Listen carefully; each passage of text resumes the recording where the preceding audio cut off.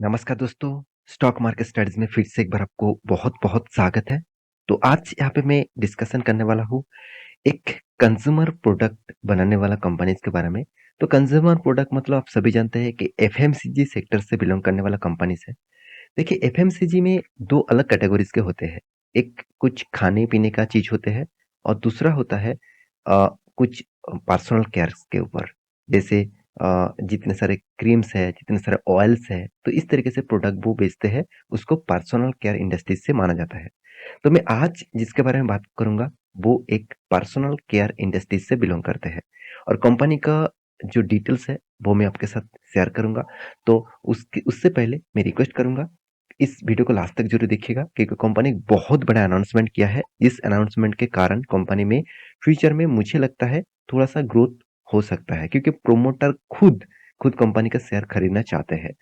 तो वीडियो को लास्ट तक जरूर देखिएगा और अभी तक आपने इस चैनल को सब्सक्राइब नहीं किया तो जरूर कर लीजिएगा और डेली बेसिस वीडियो पाने के लिए बेल आइकन को हिट करके ऑल भी कर दीजिएगा। तो चलो देख लेते हैं आज के स्टॉक के डिटेल्स के बारे में। सबसे पहले कंपनी कौन सा है उसके बारे में बात कर लो। तो कंपनी का नाम है बजाज कंज्यूमर केयर। अब सभी जानते हैं बजाज कंज्यूमर केयर का प्रोडक्ट क्या क्या है। तो 670 ईयर्स पुराना कंपनी बन चुके हैं। तो इस कंपनी का जो प्रोडक्ट है बजाज अमला ड्रॉप, अमल ड्रॉप, तो ये सबसे पॉपुलर ब्रांड है इस कंपनी का। तो बजाज कोकोनट ऑयल, तो बजाज कोको मतलब ऑयल, साथ ही साथ बजाज अमूल ड्रॉप। तो इस तरीके से प्रोडक्ट वो पहले ही बना के आया है। तो बजाज सरसों का आमला, तो बजाज आमला, तो इस तरीके से प्रोडक्ट आप बहुत मतलब पहले से ही सुन चुके हैं इस कंपनी के डिटेल्स के बारे में। तो कंपनी का स्ट्रेंथ क्या है? 70 ईयर्स पुराना है। 6 करोड़ से भी ज़्यादा इसका हैप्पी कस्टमर्स है। 30 कंट्रीज के ऊपर कंपनी माल बेचते रहते हैं। तो कंपनी यही कंपनी का स्ट्रेंथ है और 30 जो कंट्रीज है वो आप देख सकते हैं। ज़्यादा से ज़्यादा अफ्रीकन कंट्रीज में कंपनी माल बेचते हैं। ऑस्ट्रेलिया में भी बेचते हैं, जापान में भी है, साथ ही साथ चाइना में भी है। तो इंडिया में तो वो माल बेचते ही है, साथ ही साथ अमेरिका में भी है। तो इस तरीके से बहुत सारी जगह पे उसको आप माल बेचने को देखने को मिल सकता है। यूनाइटेड किंगडम में भी वो माल बेचते हैं। आप देखेंगे तो न्यूजीलैंड में भी बेचते हैं, ऑस्ट्रेलिया में भी बेचते हैं, साथ ही साथ इंडोनेशिया, साथ ही साथ सिंगापुर, साथ ही साथ श्रीलंका और देखेंगे तो हांगकांग। तो इस तरीके से बहुत सारे जगह पे कंपनी माल बेचते हैं। तो कंपनी का स्ट्रेंथ तो आपको पता चल गया। अभी कंपनी का ब्रांड के बारे में बात करूँ तो ब्रांड के ऊपर क्लिक करेंगे तो कंपनी के अलग-अलग प्रोडक्ट ब्रांड इतने सारे ब्रांड हैं, उसके अंदर बहुत सारे प्रोडक्ट वो बेचते हैं। तो अभी कंपनी ने कौन-सा डिसीजन लिया, जिस डिसीजन के कारण कंपनी में और भी ग्रोथ होने का चांसेस बहुत ज़्यादा है। तो चलो मैं उसी के बारे में डिस्कस करूँगा। तो सबसे पहले मैं आपको वो न्यूज़ दिखा देता हूँ। कंपनी का न्यूज़ बिज़नेस मतलब जी बिज़नेस के ऊपर आ चुके हैं। तो इस न्यूज़ को पूरा क्रेडिट मैं इस साइट को दूँगा। आप इस साइट में जाइए, इस न्यूज़ को ध्यान से देखिएगा, बहुत इम्पोर्टेंट है। तो कंपनी क्या बता रहा है? Bajaj consumer care share price jump 5%। तो पिछले कुछ दिनों में 5% का जंप देखने को मिला था। यहाँ पे देख सकते हैं 2 दिन में 5-7% का जंप देखने को मिला। तो अचानक जंप हुआ है, इसलिए तो कुछ ना कुछ तो कारण है। तो वो कारण कौन-सा है? तो Bajaj group FMCG companies moles buyback plans. तो कंपनी देखिए अभी प्लान कर रहा है। होगा क्या नहीं होगा वो अलग बात है। प्लान से ही स्टॉक में जंप हो गया। अगर प्लान फाइनली हो जाता है, तो और भी बड़ा तेज़ी देखने को मिल सकता है। देखिए यहाँ पे कोई बहुत सारे ट्रिकी होता है, बहुत सारे टिप्स होता है। देखिए कभी भी स्टॉक को पंप करना है, तो कुछ ना कुछ तो न्यूज़ फ्लैश करना पड़ता है। तो वो न्यूज़ के लिए हिसाब से बोल देता है, चलो मैं स्प्लिट दूँगा, बोनस दूँगा, डिविडेंड दूँगा, बायबैक लेके आऊँगा। इस तरीके से न्यूज़ को फैलाकर स्टॉक को पंप किया जाता है। अगर बहुत सारे लोग इस तरीके से पंप करते हैं, उसके बाद डंप भी करते हैं। तो यहाँ पे कंपनी ने किया, तो उस तरीके से वो तो कर नहीं सकता क्योंकि कंपनीज़ के कोई अंदर कोई भी रिलेटिव इस कंपनी के ऊपर निवेश नहीं कर सकता। हाँ, निवेश करने का देखिए इंडिया एक ऐसे कंट्री है जहाँ पे डुप्लीसिटी और मतलब गैर कानूनी काम वो कहीं ना कहीं से वो कर ही लेते हैं, कितना भी रेस्ट्रिक्शन हो। तो यहाँ पे देख सकते हैं बजाज कंज्यूमर बायबैक। तो कंपनी बायबैक ले आने वाला है, तो ऑब्वियसली बहुत बड़ा गुड न्यूज़ है। अगर बायबैक आ जाता है तो बहुत सारे लोगों को क्वेश्चन है सर बायबैक क्या होते हैं। तो देखिए मैं एक बार थोड़ा सा आपको इंट्रोडक्शन दे दूं बायबैक के बारे में, तभी आपको और भी डिटेल्स क्लियर हो जाएगा। तो ये एक वेबसाइट है, उस साइट के ऊपर मैं इस डेटा को आपके सामने दिखा रहा हूँ। देखिए बायबैक क्या होते हैं, मान के चलिए यहाँ पे एक कंपनी है, कंपनी के पास मान के चलिए 40% होल्डिंग है। कंपनी चाहते हैं उसका होल्डिंग बढ़ाना, तो होल्डिंग बढ़ाने के लिए उसको तो शेयर खरीदना पड़ेगा। तो वो शेयर अगर खरीदारी करेंगे तो कहाँ से करेंगे?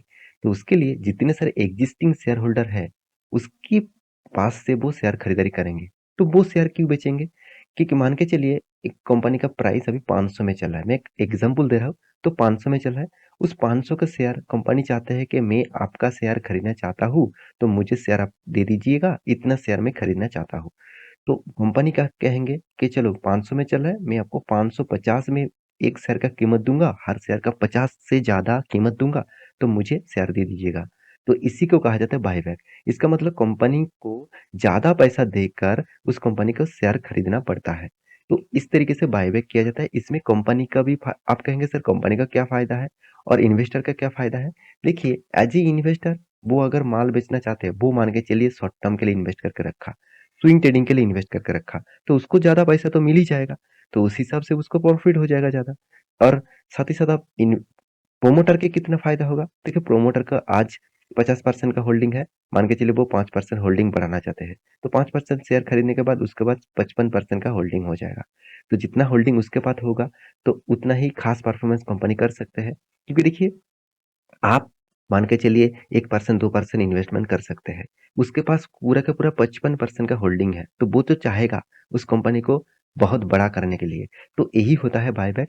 इस बायबैक के कारण एक न्यूज आया था, तो इसीलिए स्टॉक में एक शानदार रैली देखने को मिला था। क्या इस बायबैक न्यूज के बेसिस में अगर फाइनलाइज भी हो जाता है, क्या बायबैक के लिए अप्लाई करना चाहिए? क्या इस कंपनी के ऊपर अप्लाई करना चाहिए? देखिए मैं दो पॉइंट्स आपके साथ शेयर करूंगा।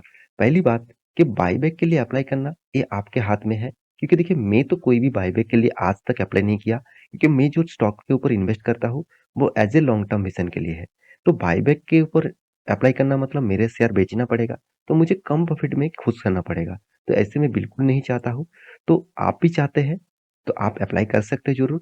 तो आपको कितना परसेंटेज बायबैक के हिसाब से मिलेगा वो आपको बाद में ही पता चल जाएगा। और as a long term investor क्या इस कंपनी के ऊपर निवेश करना चाहिए? तो मैं डायरेक्ट आपको मैक्सिमम चार्ट पैटर्न ओपन कर दूं, तो कंपनी का हालत देखिए कितना बुरी तरीके से वो पीट चुके हैं। तो कंपनी जब से स्टार्ट हुआ था तब 100 के आसपास था, कंपनी हाई के थे करीबन 450 500 के आसपास। तो वहां से देखिए कंपनी आज कितना 175 रुपीज के आसपास चल रहा है। तो क्यों इस तरीके से हालत हुआ? आप इसको ध्यान से देखेंगे तो कंपनी एक sorry small small small cap type company है, इतना छोटा कंपनी है। तो हाई रिक्सी से नहीं कहूंगा, डबल हाई रिक्सी कंपनी है। तो कंपनी का हाँ एक चीज बहुत अच्छा है, कंपनी का कोई भी कर्जा नहीं है। कंपनी का हर डेटा पॉजिटिव दिखेगा, return of equity, return of capital employed, company का P ratio, company market cap to sales, हर चीज पॉजिटिव दिखेगा। कंपनी का प्रॉफिट एंड लॉस के बारे में बात करूँ तो कंपनी कंटिन्यूसली प्रॉफिट को भी मेंटेन किया, मगर रिटर्न के मामले में कंपनी आपको यहाँ पे बर्बाद कर दिया। इसीलिए इस कंपनी के ऊपर बहुत बड़ा प्रॉब्लम्स इशू कहाँ पे हुआ? आप ध्यान से देखेंगे तो कंपनी का सेल्स ग्रोथ, प्रॉफिट ग्रोथ उतना खास नहीं है, नेगेटिव में है। रिटर्न ऑफ इक्विटी पॉजिटिव में है। इन्वेस्टर के बारे में बात करूँ तो देखिए प्रोमोटर के पास, एफआईएस के डीएस के पास उतना होल्डिंग नहीं है, पब्लिक के पास जितना होल्डिंग है, क्योंकि पब्लिक को सस्ते दाम में मिला है। 500 का शेयर आज अगर उसको 175 में मिल रहा है तो कितने सस्ते में हुआ है, इसीलिए वो निवेश कर रहा है। मगर कंपनी में उतना स्ट्रेंथ ग्रोथ मुझे ज्यादा देखने को नहीं मिला, क्योंकि इसका जो कंपटीटर है उसको बहुत बड़ा टक्कर दे चुके हैं। इसका कंपटीटर कौन है आप देख सकते हैं, डाबर है, गोदरेज है, मैरिको है, इमामी है, मतलब ज, ज, ज, ज्योति लैब है, तो उसके बाद बजाज कंज्यूमर है। तो इस सारे कंपनीज के कंपैरिजन करो तो इस कंपनी का मतलब जो मार्केट कैप है बहुत छोटा है। तो इतना हाई रिक्सी कंपनी के ऊपर लोग निवेश करना खुद के दम के हिसाब से जरूर करना चाहिए। इसका चार्ट पैटर्न के बारे में बात करूँ, कंपनी देखिए लगातार लगातार कोविड के सिचुएशन के बाद कंपनी अच्छा खासा ग्रोथ तो किया था, मगर उसको सस्टेन नहीं कर पाया, फिर से गिरावट हो गया। तो ये जो रेंज बाउंड है करीबन 115 रुपीज के आसपास, ये रेंज बहुत स्ट्रांग है। इस रेंज के नीचे अगर ट्रेड करे तो सोचना कंपनी में बहुत बड़ा गिरावट देखने को मिल सकता है। तो बाकी आप एक बार रिसर्च करना, उसके बाद निवेश करना। तो ये था कंपनी का पूरा डिटेल्स। तो मेरे डिटेल्स कैसा लगा जरूर कमेंट करना। टोटल वीडियो एजुकेशन पर्पस में था, कोई बाय एंड सेल का रिकमेंडेशन नहीं था। एक बार रिसर्च करने के बाद ही आप निवेश करने के लिए सोच सकते हैं। तो मिलते हैं इसी तरीके से नया स्टॉक लेके, तब तक के लिए अच्छे से रहिए, अपने ख्याल रखिए, बाय बाय।